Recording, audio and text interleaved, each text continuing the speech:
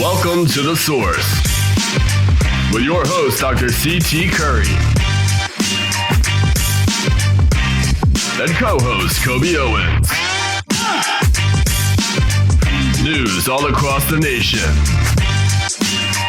The Source. Stay in the loop in the city of Wilmington, Delaware. Work together for change in the community. A call to action to find the resources. The Source, the latest in news. Good evening. This is Dr. Curry. This is Coby Owens. And welcome to The Source. Today, Coby, we got a few things we want to talk about because I do want to get all the people to see the second part of the Surrogates debate. Something happened. A 49-year-old man was gunned down in Wilmington early part of last week. We didn't get a chance to talk about it. Is there any information on that? Yeah, so it actually happened last Thursday around 1 in the morning, 1:07 in the morning was when the call was actually made. Unfortunately, the young man, 49 years old, did pass away from his from the wounds and the injuries. It happened in the 900 block of Lombard Street. Mm-hmm. The information about the shooting actually did not come out until that Saturday. Okay. So that's why we did not have that information at the time of the filming. This was 4th of July. It was people were out celebrating. You heard a bunch of fireworks. So unfortunately, I know this family did not have a good holiday. Yeah. And now, do they have any suspects or anybody that maybe? As of this moment, no, they are looking for suspects. Okay. Yeah. And this was it. Now you said Lombard Street. So isn't this district I'm in? Well, it runs all the way across the city. I believe the 900 block is third district. Yeah, I may be wrong. Okay. Well, we certainly, our hearts go out to that family, and I think when I was thinking about it, I heard about it, but I had not seen it. So you're absolutely correct. It didn't come out in the paper until that Saturday. But we hope and trust they find the person who really perpetrated that crime. Mm-hmm. Also, there was something happening where a father and a son was arrested for assaulting a cop in North Wilmington. I know it's not really the city, but in North Wilmington, that's interesting. Do you know anything about that on July 9th? Yeah. So a 52-year-old allegedly hit a officer with a ladder, mm-hmm. And his 26-year-old son attempted to interfere with the arrest as the officer was trying to arrest them. Both were handcuffed, detained, and arrested. I believe the older gentleman, the 52-year-old, was charged with assaulting an officer, and the 26-year-old was charged with resisting arrest. And this was Newcastle County Police, up that way, Pendorf Drive area. Yeah, and the reason why I brought this one to the front, Coby, is because I wanted people to be able to see and compare apples to apples. It's important. Mm-hmm. And it's not about race, and everything is not about race. But in this situation, you have in North Wilmington, Newcastle County Police, no one was shot, no one was lamed, but to my understanding, this was a Caucasian young father and son. And I just like for, sometimes people say, y'all play the race card too much, but it's important. You're hitting a police officer with a deadly weapon. Okay, mm-hmm. A ladder, but it's a deadly weapon. And the cop didn't pull out his gun and shoot, but they safely arrested appropriately. And from my understanding, he was charged, the older gentleman was charged with 2 felony accounts of assault and 1 felony account of resisting arrest. That's very interesting because on 4th of July, around 9 a.m., right, people are going out to celebrate the Independence Day. The Newcastle County Police released a body-worn camera footage of the young lady mm-hmm. who was harassed and arrested at the Route 40 Rural Farms. Now, in that video, you see multiple officers justifying why they're punching her in the face because 3 officers took her down to the ground, and when they took her down, she got pit onto an officer's foot. So instead of him just pulling his foot out, because her arms are behind her back, just moving his foot, he kept saying, "Oh, she's on my foot, she's on my foot, she's on my foot." And you see a female officer come over and just start wailing on her, fist to face. And then he also starts punching her in her face as well, too. It's very interesting to see how these two individuals, after assaulting an officer with a weapon, was simply arrested, taken in, charged, not beaten up. And for those of you who watch us every week, and for those of you who always want to say we are mandering and racism, you really need to be able to pay attention. And I brought this to the front because, again, the way you arrest a person for doing something wrong is the way they did it in North Wilmington. But it just so happened to be a Caucasian family. But then you have a young lady who is at Wawa, maybe mouthing off. We don't know what all the details of it. But the point was there was no weapons involved. There was no real assault on a cop. But this person was brutally beat. At some point, we're going to have to face the reality. And the reality is this. There's two laws and there's two standards. And the way this person was arrested in North Wilmington is why we support men in blue and women in blue. Because you understand, you assess, you don't become emotionally overdriven, and you deal with the circumstance that is at hand and you charge them appropriately. However, what we're seeing in the African-American community and the Latino community, Black and Brown community is really outright racism. It's outright disrespectful. And this is why so many people are calling for the men and women in blue to be reassessed. And I wanted to bring that to the front because, again, this is a great example. If this young lady would have got a hammer and started swinging, or got a ladder and started swinging, she might be dead today. But in actuality, this was handled nicely. In North Wilmington, it was handled appropriately, and no one has to really charge other than the fact that he might even get off on this charge. Unacceptable. We're going to take a quick commercial break, and we're going to come back and we're going to deal with Coby's Corner. We'll be right back. How you guys doing today? My name is Brandon Snow. I'm president of Southbridge Civic Association. I've been a long-term resident of Southbridge. For those who don't know, my grandfather was Willie Snow. We had Snow's store on B and Hill, which was a long-standing staple in the community. I'm here as the new civic president to pledge my transparency and see the growth and prosperity of our community going forward. For those who need to reach me, feel free to reach out to me via email. It is Southbridge Civic Association DE@gmail.com. And if you need to reach me by phone, feel free to reach out as well. I can be reached at 302-363-4788. Thank you.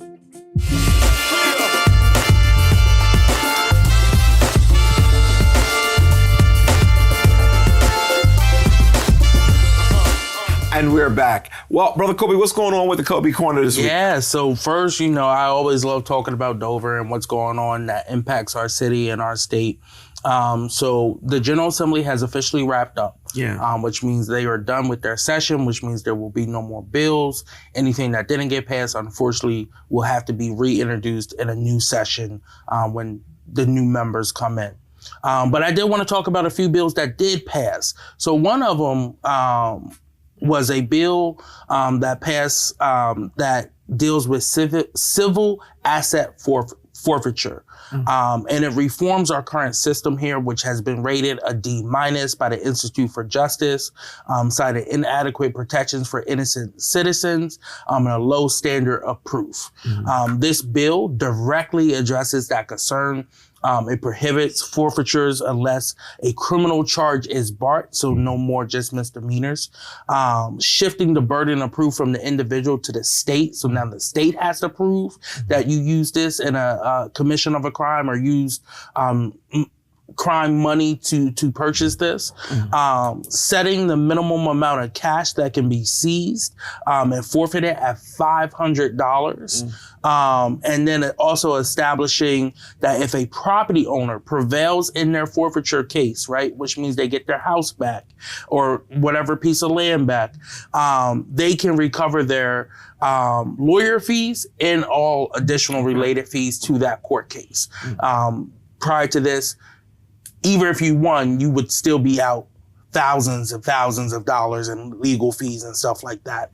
It passed the state house with 29 yes votes and 2 absent, and it passed the Senate 21-0. It now goes to the governor's desk, and hopefully he will like sign they've been this. in concert with each other down there. There's not a lot of whole split voting. And it's like For some of these bills, it's election time, but also I think people realize and because of the type of General Assembly we have where people can come give public comment and actually work with our legislators, sometimes when they actually say, oh, wait, this isn't just happening in certain communities. This is happening across the state. This person, this is my neighbor coming to talk to me about this. Maybe it's time we do something about this. And that's probably why the city needs to adopt that as part of their plan too. And we're going to talk about that at some point while we are going through the summer. So it was a huge win. It had a lot of stakeholders on board, both the state police, ACLU, Office of Defense Services, all came together to work on this. HB 70 passed. HB 70 outlaws the death penalty here in Delaware. And I know I talked about this bill a while. It's sponsored by Representative Sherry Dorsey. She was the lead sponsor.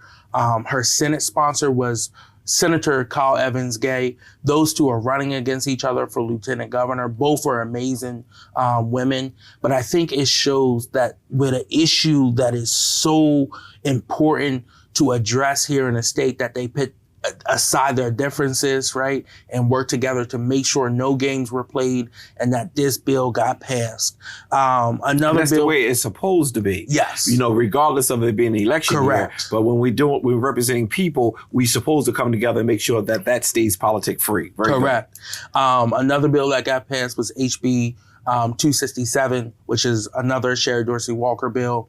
That bill prohibits the state from taking your license or placing you in jail for not paying child support if you're willfully trying, right? So anything may happen if you get a divorce, right? Or if you separate with your spouse, but then the divorce isn't final for another 2 years, but the kids have been living with your other spouse, with the other parent, they can file for back child support. It could be $24,000 right off the jump. You shouldn't be punished just for that. If you're willingly, you say, hey, I can pay. I don't have $24,000 to cut right now. I can make payments on this and make monthly payments going forward. But I don't have that lump sum. You shouldn't be punished for something like that. So it reforms that system, a system that needed to be reformed for a very long time. Some other bills that passed was HB 383. Which again reinstitutes our 340B program, which pharmaceutical companies would sell with discounted products to pharmacies that are in low income communities. So therefore they can sell at a lower rate as well too. That was a huge bill that needs to come back though.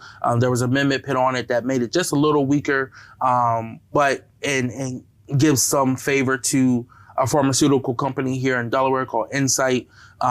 But to come back and make it a little bit stronger. It's a program that's been around 30 years. This isn't anything new. It was actually started on a federal level, but some changes happened during the pandemic under the Trump administration to help the pharmaceutical companies and to hurt our pockets on the back end. Wow. So again, things like that have passed, and I'll talk about more over the next few weeks as they start getting signed and everything like that and actually become law. But I'm excited to see that.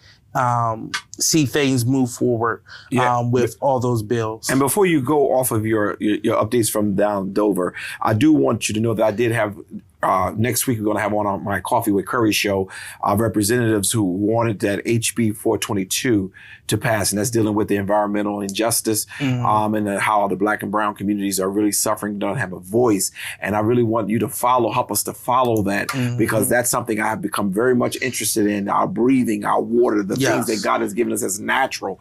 We need to make sure that these voices be heard. And even we talked about how one part of that bill is to have director be able to approve or disapprove applications. And we know sometimes that can become political too. But we want to make sure that we have a forum to be able to be heard. So just please keep following and that I think that was Representative Kendra Johnson, who she has I sat in on some of those meetings, and I just want to say Kendra did a amazing job of trying to bring all the key stakeholders together and trying to work and hear everything. It's never easy when you have environmentalists and DEMRAC around a table. Sometimes they don't see eye to eye, but I think she did a good job of bringing them all together. My next point is the Christina School Board had a marathon meeting. Yeah, I stayed on maybe until about 11:15-ish.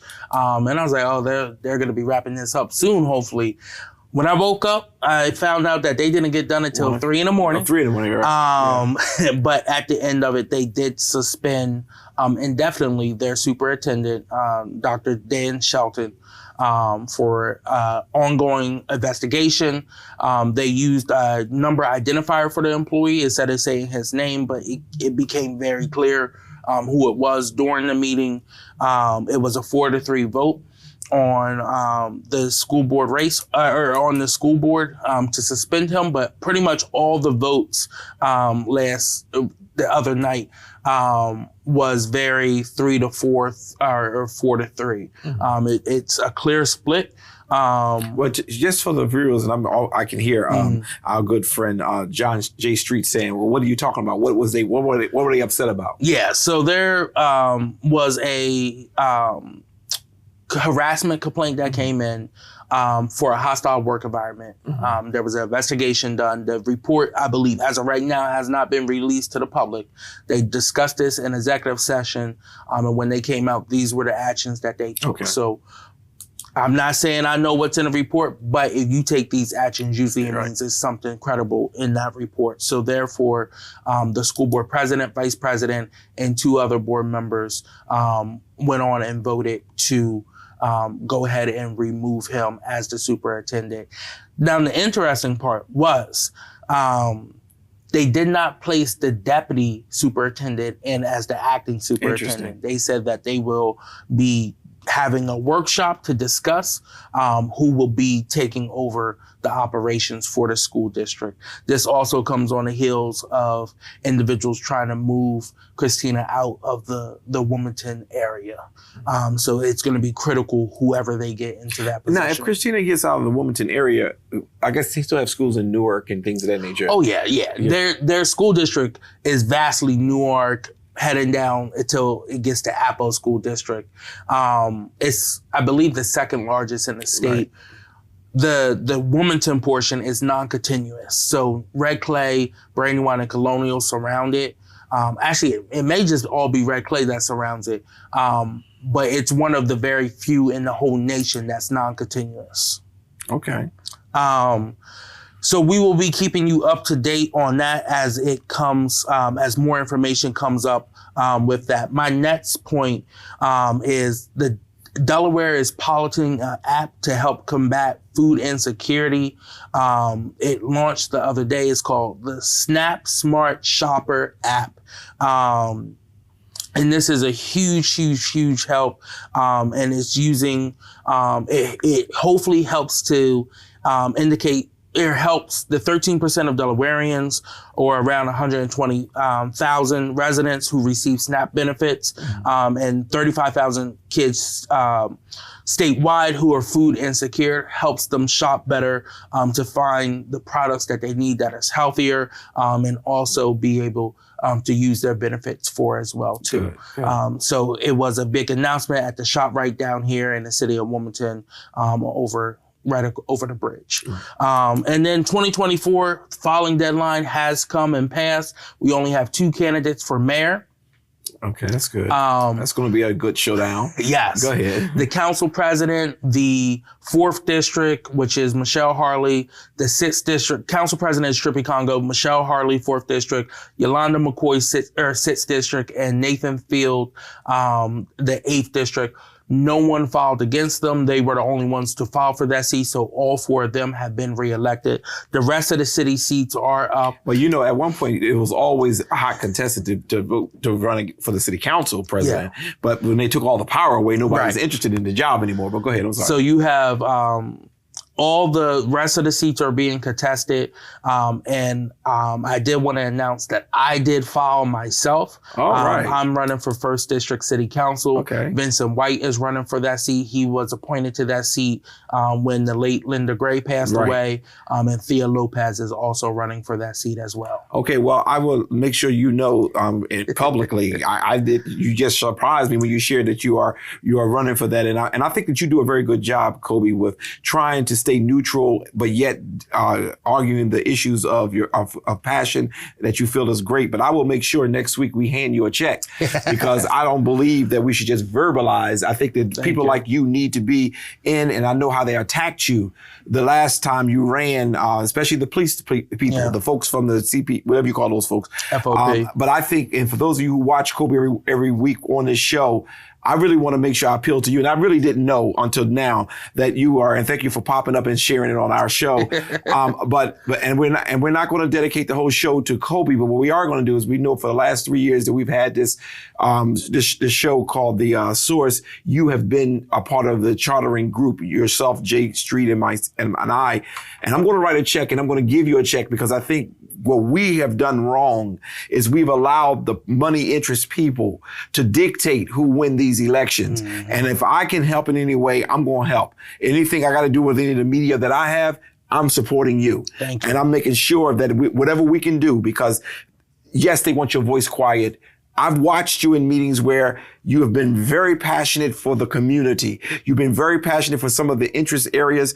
Quite natural, I label you as a liberal because that's what I do. But at the end of the day, I've not seen you try to be unfair. Mm-hmm. I've seen you listen to the other side. And that's important when trying to sit at the table. You cannot be a dictator and things of that nature. So I thank you for announcing it today. And next week, I will hand you a check. Thank you. And I'm going to try to max out everything I can. And those of you, please, and you'll see at the bottom of the screen very, very shortly how you can contribute to Coby's campaign. He did not ask me to do this. I'm doing it. And the good thing about paying for your own show is you can do what you want to do. And that's what I'm doing right now. I'm doing what I want to do. And what I want to do is I want to make sure we do everything in our power to get you elected. Thank you. So I want to thank you so very much. Well, Coby, it's been a great pleasure. We out of time today because we want to show some of the debate. And I want to first, before I finish out my time, I hope I'm on the right camera. I do want to make sure I say happy birthday to Mom Dorsey, which is Sherry Dorsey Walker's mother. Happy birthday, happy birthday, happy birthday. I'm sorry last week I didn't get a chance to. I was so busy trying to get that whole debate stuff together that I did not say happy birthday. You are an avid watcher and participant in this, and we love you, we love you, we love you. Happy birthday, and I wish you many, many more. We're going to now shift our gears a little bit to the second half of the surrogates debate. Last week you didn't get a chance to hear it too clearly, but this week we got rid of the under music so that you can hear it a little bit better. It's going to be good. Coby, before we go, is there a date scheduled for the mayor's debate so that we can get that live? So it's looking like it'll be in August, but no date has been set just yet. Okay. But I did want to remind people that Monday, tomorrow, come on out to Canaan Baptist Church for the lieutenant governor's debate. That race includes Representative Sherry Dorsey Walker, Senator Kyle Evans Gay, Debbie Harrington, and former Republican State Rep Ruth Briggs King. And what we're going to do is for next week's show, we're probably going to give you some snapshots out of that debate because it's going to be important that we let you see what's going on with the lieutenant governor, because our girl is running, and she's not just running for Jesus. She's also running for lieutenant governor, and that's Sherry Dorsey Walker. And I've endorsed her 100%. Yes. And again, I'm looking forward to her and seeing what she got to say. Mm-hmm. Listen, we're going to now switch tunes and we're going to run over to the surrogates debate, and I hope that you enjoy the second half of that event. God bless you. See ya. Take care, y'all.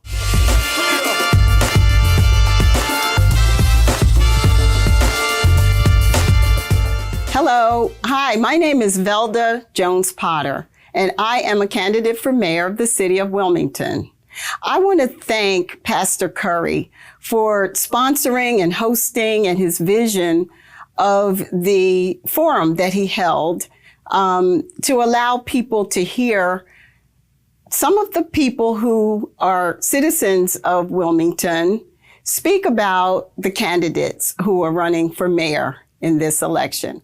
I think it was a real great opportunity for the public to become informed and to hear from a different perspective. So I thank him so much for presenting just a very professional and high quality forum to educate the public and the community. I am excited about what this campaign season, what this election season is creating and bringing in the way of opportunity for the citizens of Wilmington.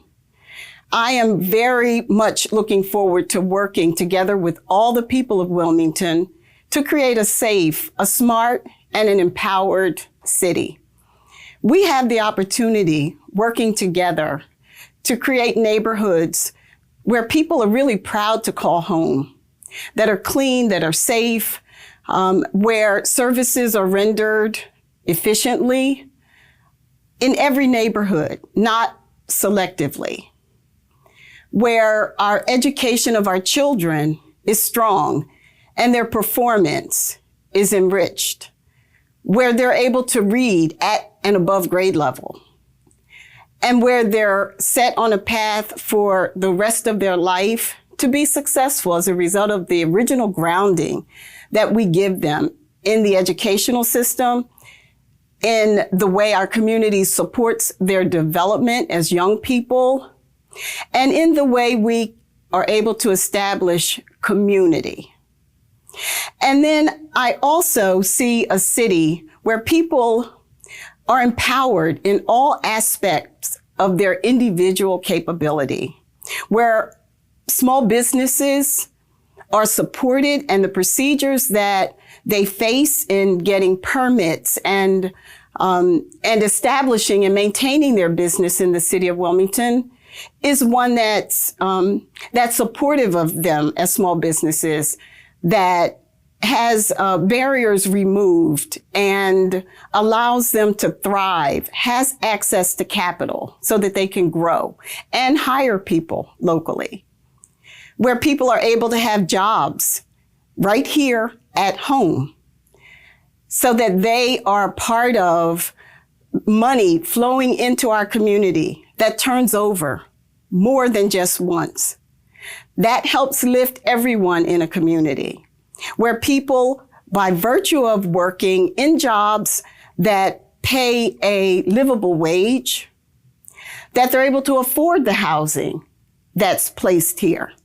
We have an affordable housing crisis, one that we have got to address, both by housing that is built in a way that includes people who live here, and also that we're able to, through their work opportunities, economically are able to afford to own those homes and to rent those apartments.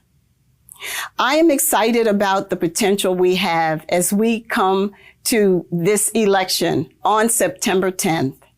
And I'm inviting everyone to please be a part of this change that's underway. This movement to put people first. This opportunity to invest in our own communities in a way that the quality of life for people who live here is improved and people are uplifted. So I'm asking you to please make note. September 10th is Election Day, and I ask everyone to come out. Check out my website, veldaformayor.com. You'll see my vision for this city. You'll see evidence of the work that I've done over the years.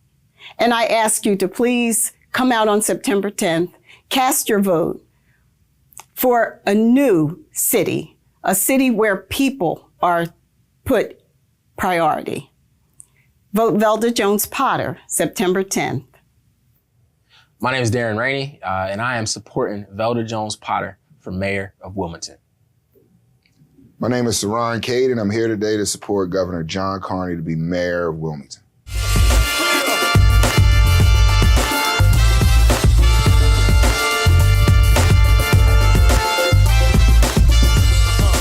And we're back. What a great conversation and great debate that we've had thus far. I have an opportunity to sit and talk to two of the surrogates of both candidates, Velda Potter as well as John Carney, as they are running for the city of Wilmington's mayor. I've had an opportunity to hear many policies and some concerns, some things that they are planning to propose. Both of them have public track records. The question I want to start off by asking you, Cerron, in this segment is this. John Carney and Velda Potter are very good and decent people. Absolutely. They are public servants with a diverse, but in some cases, similar public track record. For those who have not decided as of yet who they plan to support in September, which of Velda Potter's policies and or plans poses the greatest threat, concern, or issue to the advancement for a healthy Wilmington in the future? So, the way that I would answer that is one, I don't work for the campaign, so I haven't gone through all of Ms. Potter's policy items. So I wouldn't feel comfortable coming in and saying which ones are going to be most detrimental to the city. I think what I would tell someone who has not made up their mind yet is that I didn't come to this decision because of anything that's wrong with Ms. Potter. I came to this decision because of all the things that I thought were right about John Carney. And, this governor, again, I've witnessed him come into an administration with a $400 million revenue shortfall and turn that in 8 years into a $500 million surplus. And to do it all without raising taxes, by giving teachers pay raises, by supporting workers up and down our state. And so that type of leadership that I got to witness over the last 8 years, this guy could do anything that he wanted, after serving 2 years as governor. He could go be ambassador somewhere. He could go do whatever he wanted, write books, whatever. But he loves and is so passionate about this city that he's chosen to come back and serve as her mayor. And that's him. That's his passion. And so for anybody who was sitting around thinking about, which one should I choose? It's not about, Miss Potter and what's wrong with her. It's about all the things that are right about Governor John Carney. And that's the reason why I'm supporting him. Okay. Now, I don't know is there any rebut to that before I ask you that same question? Just a slight rebuttal. Okay. And I think I've named this already from a policy stance. And I agree with Cerron. John Carney's he's a great guy, right? Nice guy. But from a policy standpoint, right?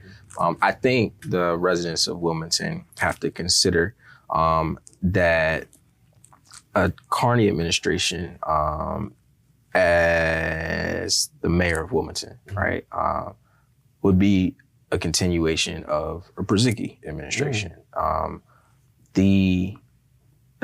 As I named earlier, the policies are not different, right? In fact, I think it was not too long ago that Carney mentioned that Brzezicki was doing a good job, but I think that the residents of Wilmington would argue different, right? Velda, who is a native of Wilmington, argues something different, right? That we are not as good as we should be, right? The city is not as good as we should be, and anyone who's saying that we are doing really great right now, right, is not fully understanding what the residents and what the people of Wilmington are saying and how they are feeling at this moment. And I think that my rebuttal would be that the city can be better. The city deserves better. The people deserve better, right? Than some of the policies that they've been most affected by over the last 8 years, and would be, in many cases, in most cases, affected by over the next 8 years in a Carney administration. Okay. So you think it'll be more of a similar as current? Status quo. Okay. I status quo. And when we think about primarily low income residents, Black and brown residents in Wilmington, who make up the majority of the city of Wilmington, right? Like, they have not benefited most from the policies over the last 8 years, and another 8 years would be the status quo, and that's honestly what we see and what we believe. Which is that's my pushback, right? Okay. Policy wise. Okay, all right. So obviously, I completely disagree with that. Not necessarily because I've got an issue with Mayor Mike, but because John Carney is a different man. He's not Mayor Purzycki. He's not Tom Carper. He's not Chris Coons. He's John Carney. And so I do not believe that he's a continuation of anyone's administration. I can point to things that this governor has invested in this city that are completely different, not only than any past mayor, but completely different than any past governor. I mentioned before $90 million brand new school, first in 50 years in Wilmington. What I didn't mention is that he also was able to generate money to build a brand new people settlement that's going to be directly across the street from the new Pritchett School, creating a campus environment, providing services and education for kids on the east side, not on the river, not on the riverfront, not over in the flats, but on the east side. Investments in the dual generation center focused on children in our communities and their families, built at the old Stubbs, and also adding $3 million to a new dual gen on the west side at Pulaski. These are investments that go directly to the heart of communities that need them the most. This idea, and I'm not saying that Darren said this, but part of the reason why I'm here is because I've heard a narrative that I'm not really a fan of, which basically says that John Carney is the same as Mike Purzycki. And the only reason that some, not Darren, but the only reason that some of these people are saying this is just because they're both white guys. And so I'm just being real. We're going to hit the elephant that's in the room. It's because they're both white men. And that's not fair. It's not fair to John Carney, who's had 20 plus years serving as lieutenant governor, as congressman, as governor, and now is seeking to serve in the city of Wilmington as her mayor. It's not fair just to attach him because of the color of his skin. You can look at the individual record and you can see that his policies are deeply focused on communities that have not had the investment that they have deserved for years. And so that is where I wholeheartedly disagree with, a friend Darren here, but specifically with a lot of the chatter that you hear with some of the chatter that you hear from some individuals. Now, we've had events, and those events have been roundly attended by folks from all across the city, from the east side to the west side to the north side to Southbridge. And so the individuals who are coming out to support John Carney don't believe that it's a continuation of a Mike Purzycki administration or any other administration. They're viewing John individually as the person that he is, and not as the person that other people might believe him to be. And so I would ask you to talk to your friends who've known him for years. I would ask you to listen to people who've worked next to him and worked alongside him to get a true understanding of the heart of the man. Yeah. Well, and staying there for just a second, one of the grumblings that you hear on the streets, and I think some viewers would like to hear an answer to this, and that is, he's been a congressman, he's been lieutenant governor, he's now the governor. Why will he want to come back and be the mayor for the city of Wilmington? So is that, you remember that Coby Bryant interview where he was sitting there and they were asking him, Coby, why aren't you happy right now? You're up 2-0. And he said, job's not done. Job's not done. What's there to be happy for? What's there to, what are you going to do a victory lap for? The job's not done. There's still a lot of work that needs to be done. And John Carney is the type of man that he is. He's not going to pack it in just because he's already served as governor. And people have this traditional this old school mindset of, you're a governor, you can't be mayor. Why not? Why doesn't Wilmington deserve a person who has served at the highest levels in our nation and in our state? Why doesn't Wilmington deserve an individual who has managed a state budget as finance director, as well as governor of our state. Why doesn't Wilmington deserve someone who knows every single nook and cranny of our state service centers, our state service operations, that he can be able to deploy in the city of Wilmington in a way that does all the things that Darren mentioned about holistically addressing our youth? Why doesn't Wilmington deserve that? So when I hear the argument of why is he doing it, why not? Why not? Because other governors have served, and when they were finished serving, they packed it in and went on and did other things. No, that's not him. He's committed to this city. He's been committed to the city. He was born here. He's lived here for over 40 years, right down the street from me, actually, on the north side. And he's committed to this city. And so, you know, folks don't understand why he would do it, and they just don't know him. He could be an ambassador he could pick a, you know, country, he's close with the president, probably pick a country with a beach and sit out there with Tracy and write a book on leadership during turbulent times. But that's not him. You know, he's a guy who has to get out into the arena and fight the fight for the folks who can't fight it themselves. And that's why I'm supporting him. Good job. All right.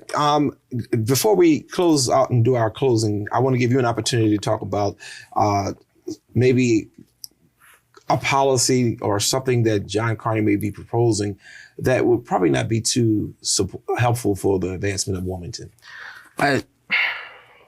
So I think about two things. One of the things Cerron mentioned earlier was around education. Mm-hmm. And that's something that Carney is leading on. One, right? Like, I have to say at the highest level, right? As governor, right, our education system has dropped to 45th, particularly Black and brown students in Wilmington, right, have the lowest literacy rate across the state, right? While there have been some initiatives to address and reform education in the city of Wilmington, right, is nowhere near enough in what it should be. We look at the opportunity funding that was offered. You mentioned earlier, $60 million, right? That was after he got sued, right? That came. We had to, you know, city had to sue, right, Carney, for that. The WLC also came after that lawsuit, right? But as governor, right, yes, there's local control, but you have the ability to hold people accountable to meeting the needs of students. You have the authority, right? Because that authority you vested in other people, but as a governor, you have the authority to hold people accountable, and that's, I think, on that one issue alone, from my standpoint, right, as a surrogate here, from that one issue alone, that is the most detrimental approach policy for Wilmington residents, is that after having been a congressman, after having been lieutenant governor, after having been governor for all these years, and the opportunity to lead, and when in the position to have the most impact on our education system, right? We've seen such a drastic decrease, particularly for Black and brown students who make up majority of the school district populations, right? To then come into the city and say that the goal is to improve the education system. I'm not making the connection as a you know, I'm not making the connection. And I think that is something that could be highly detrimental as a policy, right? Not saying there's not good intention, right? And I don't want there to be any misconstrued, but like good intention and actual policy and action and leadership are two different things. And I think that is one of those things that would be very detrimental. Okay. Any rebuttal? So I understand it. I think, you know, the first person who would say that, who would probably agree with one point that our education system is not performing in the way that it should would be John Carney. Like it's not something that he would deny to you. I think the thing that we have to focus on, we have to take into consideration is that what happens to a child in a classroom is not just related directly to how much their teacher's making. It's not just related directly only to the resources in the classroom. There's also an impact of what happens when that child goes home. What happens in that community that child goes home to. And anybody, including Darren, who will sit here and tell you that what happens when they walk away from school between the time that they're out of school and the time that they come back to school has just as, if not more, of a significant impact on them as when they get into the classroom. I mentioned some of the areas where John Carney has created the infrastructure for future growth and opportunity in our schools. And to be clear, he was sued, the state was sued because of the state's historic disinvestment in these schools. So it wasn't just John Carney. They didn't just say, John Carney, you're doing a horrible job. It was the state that was sued. Obviously, he is the governor of the state at that time. So, he takes accountability. It was a lawsuit that he actually welcomed and sat down and negotiated some of the things that were already agenda items that he wanted to focus on, which those groups actually agree with. And the opportunity funding is an example of one of those. So I don't necessarily know that it's fair to say that he was forced to do it because of the lawsuit. I think the lawsuit came at an opportune time, which made it a little bit easier, to be clear, to get a lot of these initiatives that historically have been pushed back on. Back onto the front and center. So but I would say that coming in as mayor, nobody would have a better understanding of the impact that our communities have than someone who has fought the fight on the other end of constantly pouring more and more resources into our education system. We've put over $100 million in the early childhood education and childcare. In a time period where, 15 years ago, we were putting zero into that category. We've increased spending in our schools. We've built brand new school buildings up and down our state. We've made those significant investments. But the realization that everyone has come to, and folks have already been there, is that what happens when that child goes home is something that no amount of dollars into the classroom are going to solve. And we're getting the results of that in our data. And so coming in as mayor, John Carney has the opportunity to build on what was created between the Wilmington Learning Collaborative, new schools, new investments in our schools, and to take that fight to the communities, to make sure that we're investing in our communities, that when those kids go home, they're coming into an environment where there are activities for them, where there's a loving environment of people who care for them, where there are families who have good paying jobs that are going to help provide them with the support that they need at home, and that will be an opportunity. So it's there are things that you can do on the governor's side, but the places that we recognize are having the greatest impact on our kids are things that can be done locally in our communities. And that's an opportunity for John Carney to come in and continue the fight that he started at the state level. Okay, well, first I want to thank you. We get ready to go to our closing comments, and you all have done a phenomenal job of representing your candidates.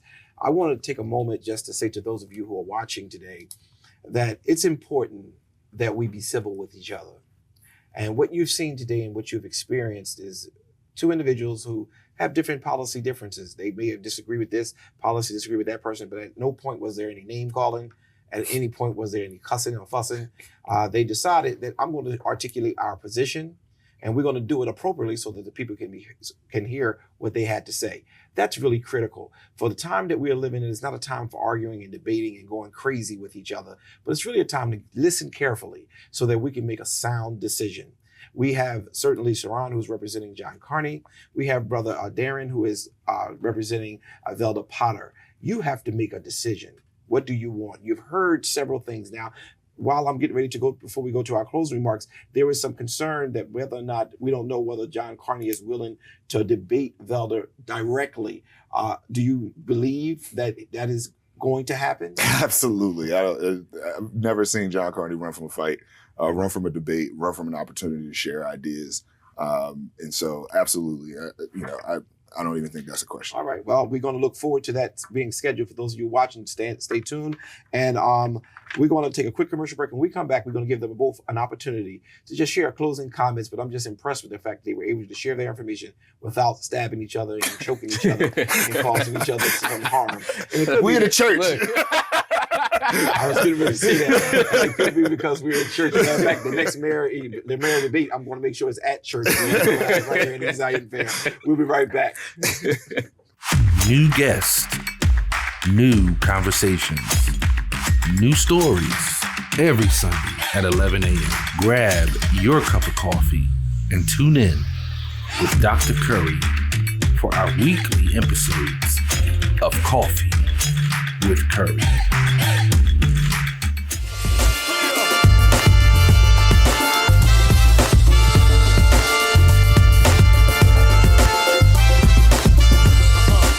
And we're back. Well, we're at that moment where we'll be doing our closing arguments, and we want to give you an opportunity, Mr. Rainey, to just share why the people of Wilmington should really seriously give a straight thought to being to voting for Ms. Velda Potter. Thank you, Warren, and I appreciate this forum and this space and the opportunity to have this conversation with both of you all.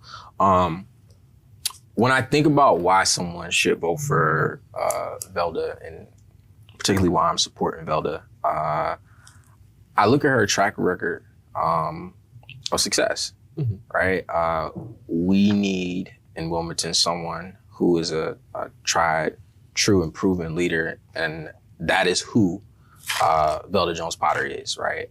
She's proven to do that in business. She's proven to have done that in her roles in city government as a finance as a city treasurer, and in state government as a finance director and state treasurer, right? Wilmington, in a Velda Jones-Potter, would be getting a mayor who is from the city, of the people, and for the people. She wholeheartly believes in a community approach to government, right? And empowering people to have not just their voices heard, but their voices valued, right? And understanding what it is they need, what it is they want, and what it is they want Wilmington to be. And that's really part of the reason why I support Velda. The other aspect really centers around her policies and her approaches, what she's thinking about, the way that Velda is thinking about engaging our youth, all right, and getting our youth involved in programs that will develop them to be the future leaders of our community, right? Not future leaders who are going to leave the community, but stay in the community and help build the community, focusing on getting young people into education, into police, fire, emergency services, into social services, right? To then be able to help create a more vibrant and live community. Her focus on creating a safe community, right? Be for folks of Wilmington being able to walk the streets and not have to worry about, am I safe, right? Not have to worry about, is something going to happen to me, or do I have to worry about, right? Like violence, right? Velda's approach and her thinking around how we decrease the violence and decrease gun violence in our city is something that resonates with me, right? This idea of having intervention programs targeted towards our youth. Her approach to small businesses in helping to develop entrepreneurs, investing in the people of Wilmington so that they can invest in businesses that will benefit the people of Wilmington, right? Ultimately, how I see a Velda Jones-Potter campaign, why I'm supporting a Velda Jones-Potter campaign, and what I believe a Velda Jones-Potter administration will bring to the city of Wilmington is a leader who cares deeply about what it is that the people need, right? Who will listen to the people and bring their ideas, their perspectives, their experiences into every decision that she makes as mayor, so that the people who are most invested in the city, right? Us, those who pay taxes to the city, we benefit from the services that the city is supposed to provide. We benefit most from the services that the city is supposed to provide to its residents. And that's why I support Velda Jones-Potter for. All right, for thank you candidacy for mayor. Thank you so very much. All right, Mr. Cade. So I want to thank you, Pastor, for inviting me here today. And thank Darren for the lively conversation and debate. And hopefully, regardless of what happens, I can work with you in the future. Yes, sir. And all the things that you've kind of highlighted here as focal points. My goal coming here today was to express to some folks who may not know John Carney why I'm incredibly confident in his leadership and his ability to step in as mayor on day one and be able to do the job, and not just do the job well, but do the job in a way that positions our city for future growth and opportunity that every single resident here deserves. I've personally witnessed this. This isn't something that I believe because I read his policy, just because I read his policy agenda, or just because I read about him on Wikipedia. But I've had the opportunity to sit there in a front row seat as his labor secretary, as his budget director, as his director of economic development. And I've had the opportunity to witness this man lead through incredibly uncertain times.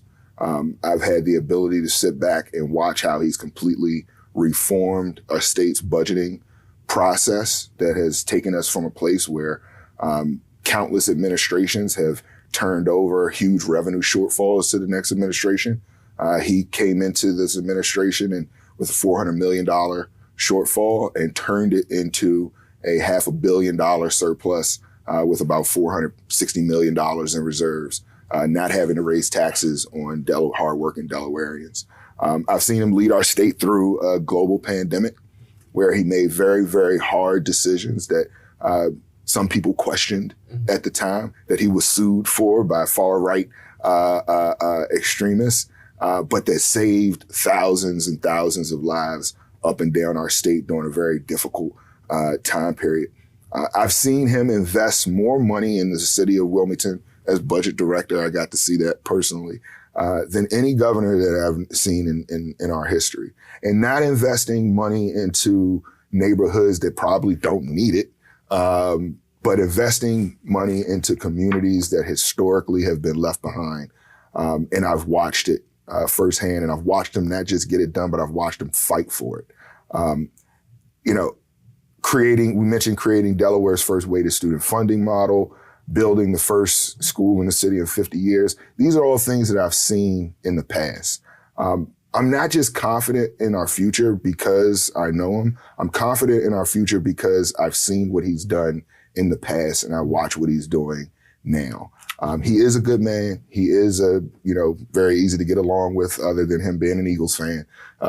Don't get in trouble. Other than him being an Eagles fan. But even with that being said, and it's got to be true, because, even with all those things being said, my support for him is rooted in all of these things that I've had an opportunity to sit back and watch. And I hope that the voters out there get an opportunity to do some research, to take a look at where we've been and what we've gone through and who we look to during those difficult times for leadership. And it was John Carney. And when we come to these crossroads and we have these senses of uncertainty, especially at the end of administrations, when you're going into a new administration, you want some stabilizing force that's going to be there, that's going to have folks wake up at night and know that, our police force is going to be run effectively and appropriately, that our policies are going to be there, they're going to benefit the citizens of the city, and that our government is going to be focused on people, on all people, and not just those who are in our most affluent neighborhoods. And I've got all the confidence in the world that John Carney is that guy. Okay.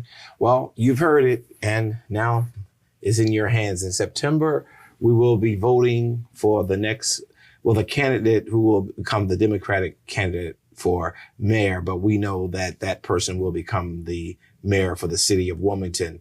You had an opportunity again to hear from Mr. Cade as well as from Mr. Rainey, who really shared a lot of information, a lot of really things that we need to think about. And again, I want to thank both of you because we didn't have to get into the name calling. We didn't have to go at each other's throat.